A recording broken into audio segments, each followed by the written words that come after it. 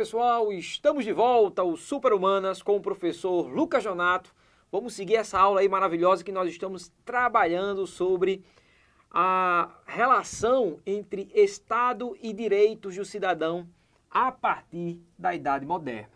Como vimos falando, e você acabou de nos assistir na aula anterior, a formação do Estado moderno vem com as características do Estado absolutista, né? Marcada pela concentração de poderes na figura do rei, a centralização política. Discutimos algumas relações filosóficas, o pensamento de Maquiavel, de Hobbes e tantos outros pensadores. Na aula de hoje, vamos compreender como ocorre a construção de dois outros tipos de Estado. É isso mesmo. Vem aí o Estado liberal e depois nós vamos discutir um pouquinho aqui sobre Estado do bem-estar social. Então vem comigo, olha só o que tem para hoje aqui, a construção do Estado liberal. Gente, eu quero a sua atenção para o século XVIII. Afinal, a transição do final do século XVII para o século XVIII. Aqui mesmo conosco no Super Humanas, você vai estudar a importância das revoluções políticas e sociais na Europa moderna. Lá estudaremos Revolução Inglesa, Movimento Iluminista, Revolução Francesa. Essas revoluções que eu acabei de pontuar aqui, nessa introdução, elas foram importantes por instaurar um novo tipo de Estado, o Estado liberal. Esse Estado liberal instaurado vai estabelecer novas relações no campo político. Olha, puxa aí, ó. Estado liberal, relações no campo político e no campo econômico. No campo político, nós vamos lembrar a limitação política imposta ao governo dos reis, né? Uma espécie de descentralização política, um fracionamento do poder real, que antes era absoluto, e também no campo econômico, as limitações pela intervenção do Estado na economia, ou seja, limitar a intervenção, garantir a não intervenção do Estado na economia. Então, tudo isso nós temos que pensar a partir dessas revoluções burguesas, a partir da Revolução Inglesa, ao instaurar uma monarquia parlamentar, ao estimular um liberalismo político e também mais tarde econômico ali na Inglaterra, pensando aí junto com as ideias iluministas. Sem sombra de dúvidas, o movimento iluminista deu grande, enorme contribuição para a estruturação desse Estado liberal, né? E a chegar, claro, lógico, na Revolução Francesa, né? Que é o maior exemplo, né? A maior ponta, vamos assim dizer, para se entender a crise do antigo regime e o surgimento desse Estado liberal. Portanto, as revoluções burguesas tiveram grande contribuição nesse processo. E quais são as transformações? Como é que a burguesia passa a assumir um protagonismo político? A burguesia que vinha em ascensão econômica desde lá do seu surgimento na Idade Média, na Baixa Idade Média, e vem construindo esse crescimento econômico durante a Idade Moderna. A presença da burguesia e sua relação com o Estado absoluto foi importante, porque ela se alia ao rei e permite algumas empreitadas desenvolvidas durante o Estado absoluto. Mas agora ela quer mais. São por meio dessas revoluções burguesas que esta classe agora passa a imprimir um desejo, o poder, ocupar o poder político. Portanto, pensando nessa perspectiva, nós temos as transformações burguesas, que foram alçadas por essa revolução e que vão alicerçar o Estado liberal.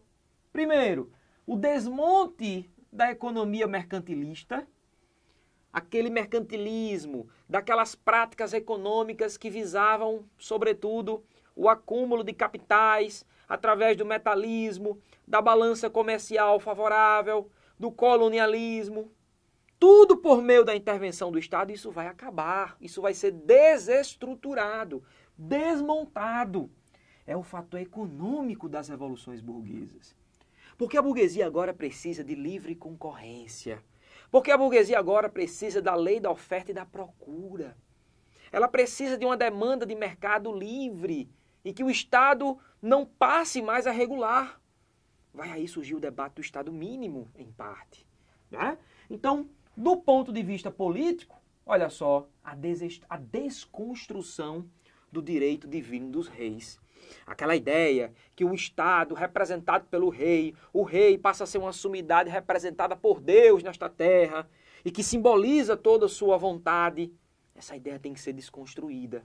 Estado e governo tenderão a não ser mais uma coisa só. O governo passa a ser a função administrativa do Estado e uma função temporária, com um mandato, com limites, com imposições da própria população, a validade da soberania popular. Né? Então, essa ideia do direito divino dos reis, ela começa a se desestruturar.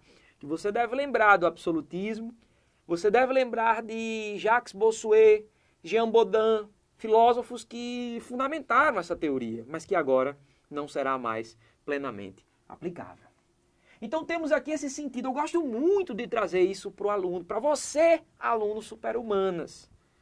Qual é o sentido desse liberdade, igualdade e fraternidade? Falamos tanto disso lá em Revolução Francesa, no próprio movimento iluminista, no lema do iluminismo. Olha, eu começo lembrando que tipo de liberdade é essa? São as liberdades do indivíduo. São as liberdades individuais. São aquelas que exprimem o direito, por exemplo, à liberdade de culto religioso, existente até hoje, né? Na nossa vivência democrática, garantida lá no artigo 5º da Constituição Federal, como direito e garantia fundamental.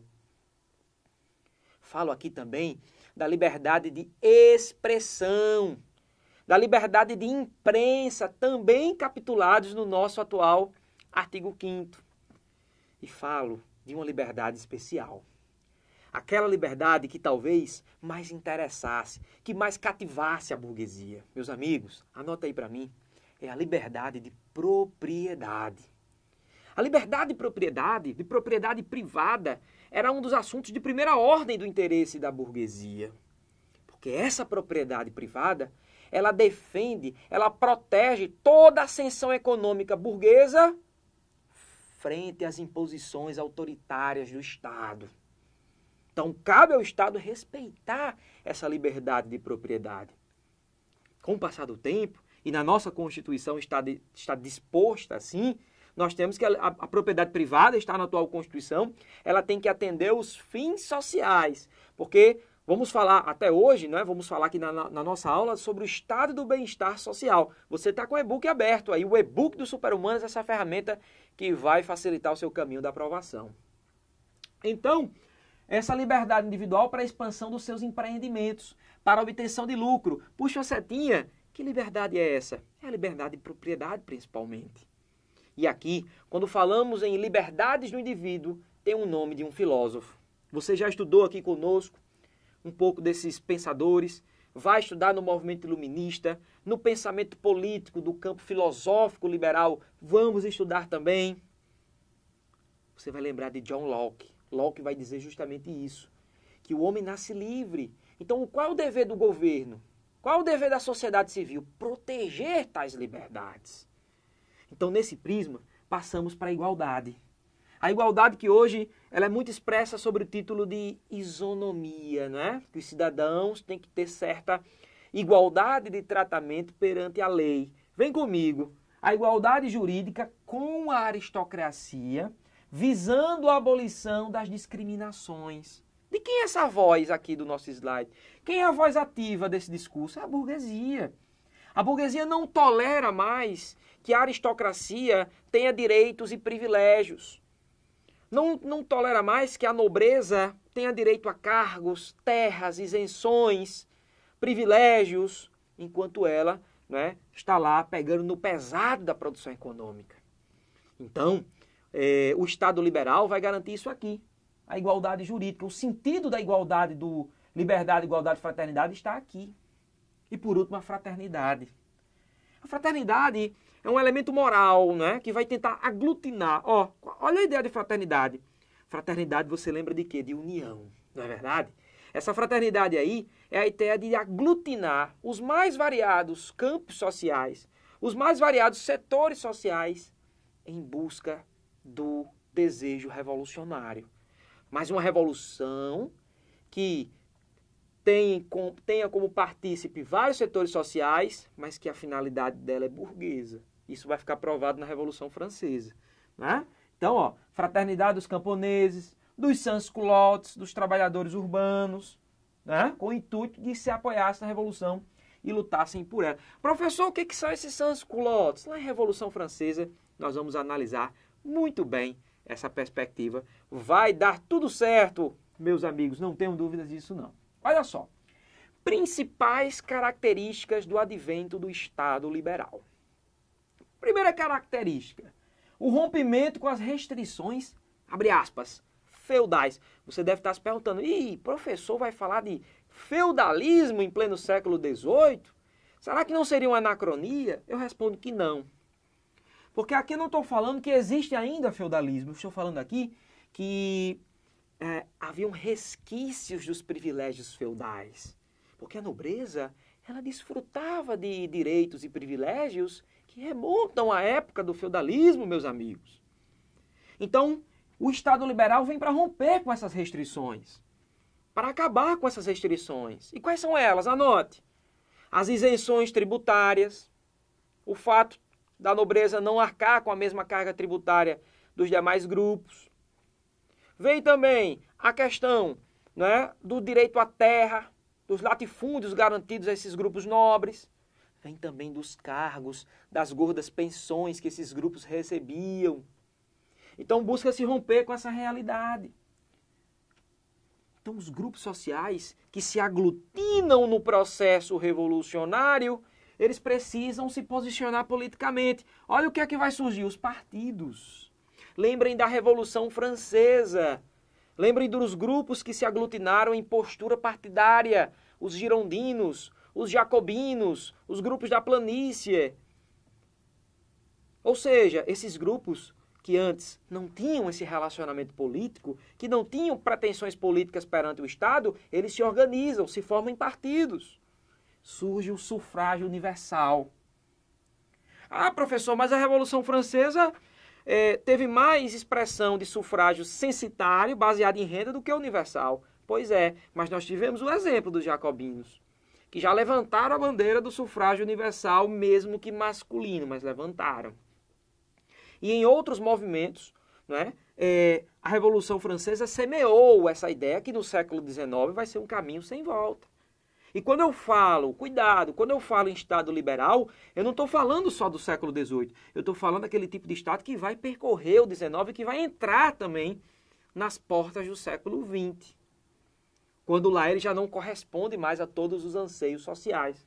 Então, por isso que eu coloquei, com muitas restrições, fica atento a isso aí. A afirmação do princípio, um homem, um voto. Nesses processos revolucionários era comum existir uma disparidade de poder político no processo eleitoral, nas discussões. Haviam determinados pesos superiores para as classes aristocráticas e pesos inferiores para as classes subalternas, as classes populares. O Estado liberal vai trazer a ideia do um homem, um voto. O que os americanos lembrariam como one man, one vote. O que é isso, hein? Gostou aí desse inglês? Vamos lá. Então, afirmação do princípio, um homem, um voto. Supremacia da Constituição como norma limitadora do poder governamental. Veja só. Vai nascer uma era de constitucionalismo. Eu posso citar como exemplo, você pode puxar aí, lá da Revolução Americana. Nós temos um eixo temático aqui no Super Humanas, em que nós vamos falar apenas e tão somente da América independente. Como ocorreu o processo de independência na América, em particular, citando o caso dos norte-americanos. Vamos falar também do nosso caso da América portuguesa, da América Latina. Vamos falar e refletir todas essas independências. Mas por hora eu já quero que você lembre que em 1700, anote aí para mim, 1787, ocorreu a adoção da primeira e única Constituição dos Estados Unidos. Mas para quê? Para que nasce o efeito constitucional? nasce o efeito constitucional para limitar as ações do poder governamental. É para isso que a Carta da Constituição garante direitos também do cidadão perante o Estado. Né? Então nós temos aqui a separação dos poderes. Você lembra de quem aqui agora? Quem que se evoca aqui nesse momento? Montesquieu. O poder legislativo. O que exerce o poder legislativo? É a função, anota. O poder legislativo é a função normativa. A elaboração das leis, da norma em geral. A função executiva, ou melhor, o poder executivo exerce a função administrativa. Veja que são funções do Estado, mas que são agora fracionadas. É uma quebra com aquele poder absoluto. Né? O executivo, a função administrativa, e o judiciário, a função de dizer o direito. Uma função também, de certo modo, fiscalizatória, de dizer o direito, mas também uma função fiscalizatória. Mas não esqueçam que esses três poderes, eles estão postados em equilíbrio, em harmonia. Em harmonia. É tanto que alguns teóricos vão dizer assim, que esses poderes eles irão exercer um certo freio e um contrapeso ao outro poder. Os norte-americanos muito se preocuparam com essas teorizações e chegaram a lembrar a teoria dos checks and balances. Ou seja, a ideia de que cada poder dos três tem que frear, né, impor limites ao outro poder. E nós vemos isso diariamente. Isso é uma herança do Estado liberal que existe até os dias de hoje. Olha o próprio processo de impeachment, onde o poder executivo, ele diretamente afetado pelo processo de impeachment, mas ele transcorre também na seara legislativa. O processo é admitido na Câmara dos Deputados, aprovado, levado para as comissões, aprovado no plenário, vem a admissibilidade e ele vai para o Senado. No Senado é feita a admissibilidade. O que é que vem depois? Né? Vai para a votação do plenário do Senado, presidido pelo STF, ou seja, pelo presidente do STF. Aí entra já em jogo o judiciário. Então, os três poderes, eles se comunicam nesses processos. Então, nós temos aqui esse equilíbrio, nós temos aqui essa harmonia, a consolidação de valores. Olha só que importante. Como o individualismo, respeitar o indivíduo. O Estado absoluto tratava o cidadão em bloco, em massa. O Estado liberal terá que se acostumar de perceber a individualidade do sujeito. Isso é importante.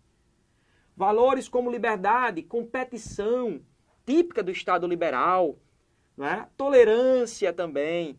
Né? Então nós temos aí a garantia dos direitos individuais fundamentais. Já falei de alguns deles.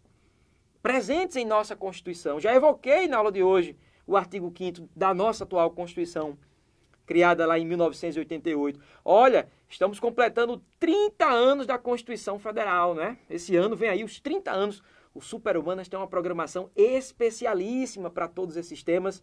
Você está diante do melhor curso para a sua preparação em ciências humanas desse país, ok? Vamos à luta. Olha só, direitos individuais e fundamentais. Garantidos, né? O próprio direito de ir e vir, a liberdade de expressão que nós já falamos, a liberdade de culto, tudo isso vai estar aí classificado. E o princípio, olha só o invólucro econômico, o princípio da não intervenção do Estado na economia. Você lembrou de quem aqui? De Adam Smith. Você lembrou do liberalismo econômico. Gente, percebam esse potencial econômico da não intervenção do Estado a partir da livre concorrência. Já falei disso hoje aqui. Anote. Livre concorrência, né? A quebra dos monopólios comerciais estatais, e já entra na livre concorrência, a lei da oferta e da procura, o estímulo à competitividade econômica, tudo isso, claro, porque era interesse da burguesia. Então, esses valores são valores pertinentes, né? Essa igualdade jurídica que tantos falamos, a igualdade civil, são valores pertinentes ao Estado liberal, que vão se desenvolver ao longo do século XIX. Mas olha só, como falar desse novo Estado? Porque o Estado liberal surge com as revoluções burguesas, desenvolve-se ao longo do século XIX. Você vai estudar aqui conosco as revoluções liberais do século XIX, não é? Só que ao início do século XX, lá nas portas da Primeira Guerra Mundial, lá nos idos de 1900 e alguma coisa, 1910, 1915, A Primeira Guerra começa em 14, mas nas primeiras etapas do século XX, o mundo fazia uma reflexão. Quem é que exercitava, de fato, os direitos de cidadania? Quem que fazia esse exercício? Nos acompanhe aí no e-book. Você já está, olha só, no tópico 3 da nossa aula, acompanhando a ficha de aula, mas, claro, vai fichar todo o material de texto que nós elaboramos para você. Material autoral para você. Então, nós temos quem que exercitava essa cidadania? Quem que, de fato, conseguia realmente usufruir desses direitos políticos? E na matéria social? Como estavam os direitos sociais? Gente, só quem tinha esse protagonismo político e social era a burguesia. As classes populares, que participaram da instauração também do Estado liberal, elas não desfrutavam dessa realidade. As mulheres, por exemplo, não tinham em muitos lugares direito a voto, que vai ser construído no século XX, começou no final do XIX, mas vai ser mais construído no século XX. Então nasce um novo tipo de Estado para tentar corrigir essas falhas do Estado liberal. Vem aí o Estado do bem-estar social. A Primeira Guerra, a destruição provocada pela Primeira Guerra, né, já trouxe esse debate, a necessidade de um Estado que pudesse garantir direitos básicos para as classes populares. O Estado que vai promover agora mais um tipo de intervenção. Mas quando foi que o Estado liberal, qual foi o maior exemplo de crise do Estado liberal e a necessidade de surgir o welfare state, o Estado do bem-estar social? Você lembra de quê? Anote, a crise de 1929. A crise de 29 mostrou ao mundo, partindo dos Estados Unidos, a necessidade de ter um básico de percepção de proteção social para a população, contra o desemprego, contra a própria necessidade de subsistência. Então, gente, a partir disso daqui, você lembra da crise de 29? Vamos lembrar a introdução do Estado do Bem-Estar Social norte-americano? Vamos lembrar aqui de quem? De Franklin Delano Roosevelt. Esse assunto vem mais para frente no Super-Humanas, mas eu já quero lembrar para você a instalação dos direitos sociais por Roosevelt, a criação de uma aposentadoria, a regulamentação do Estado no campo econômico, a lei bancária. Vamos fiscalizar a concessão de crédito por parte dos bancos, para que não crie uma lógica insana de crédito, uma verdadeira bolha econômica perigosa para a economia nacional. Mas surge ali os direitos sociais, né? Os direitos sociais para garantir um mínimo de proteção a essas classes sociais. E aí vem a Segunda Guerra Mundial. A Segunda Guerra Mundial, já falei da primeira, mas vem ali também a segunda, que traz um grau de destruição muito forte para a Europa, mostra uma Europa completamente fragilizada, completamente prejudicada pelos efeitos da guerra. Né? Muitos países usaram todos os seus recursos naquele conflito, que se mostrou também muito duradouro. E qual foi o saldo? O saldo foi a desproteção da população, a destruição do parque industrial europeu, a falta de emprego, a fome, a miséria. Eu diria que a Segunda Guerra reagiu ainda mais à necessidade dessa intervenção do Estado. Tá? Portanto, olha aí, as lembranças do Estado do bem-estar social, as saudações do Estado do bem-estar social na imagem, a necessidade, né, diante do momento de crise, diante do momento de tensão. Quais são as principais atribuições? Anote aí. Você vai lembrar de John Maynard Keynes, né? O próprio Gunnar Myrdal, mais tarde, também vai trazer esse debate. Né? Então, nós temos aqui a garantia aos cidadãos padrões de vida mínimos. Estimular a produção de bens e serviços. O Estado como agente estimulador. Como, professor? Promovendo obras públicas, criando pactos de integração social, obras de assistência social também.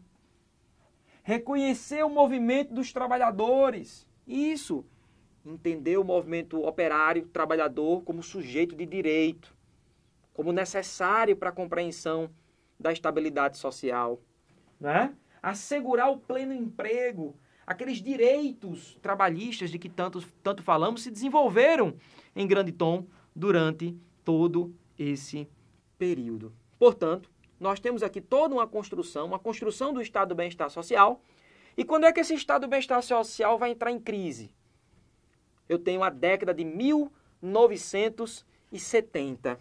Na década de 70, lembramos da Inglaterra, década de 70 para 80, Margaret Thatcher na Inglaterra, recentemente falecida, trazendo uma ideia de necessidade de reduzir essa regulamentação estatal, estimulando a atividade econômica, volta ao debate do Estado mínimo, essa discussão reaparece de novo na Europa, reaparece nos Estados Unidos com Ronald Reagan e nasce o neoliberalismo. Né? Nasce uma nova reconstrução do neoliberalismo que nós vamos também discutir em projetos de aulas aqui mesmo desses Super-Humanas, né, tempos mais tarde. Então, nós estamos diante de uma dúvida. Vivemos tempos de crise econômica atualmente. Então, muitos questionam que esse tipo de estado do estado de bem-estar social ele já estaria superado. Em muitos países, essa superação já teria ocorrido muito antes. Então, essa discussão, né, atual, mas que tem a ver com a nossa dinâmica da nossa aula. Então, meus amigos, resolva essas questões do e-book, né? Fichem o e-book inteiro, façam as anotações, tirem suas dúvidas conosco aqui no nosso curso, que eu tenho certeza que o sucesso está chegando cada vez mais rápido. Quero aqui agradecer mais uma vez a sua atenção, de dividir na sua manhã, na sua tarde, na sua noite, esse espaço, né, para você que está preparando. E, claro, me solidarizar e estender a mão para você. Vamos juntos construir a sua aprovação, o seu grande sonho, né, de entrar na sua universidade pública. Meus amigos, vai dar tudo certo. Um grande abraço do professor Lucas Jonato. Até o próximo encontro. Valeu!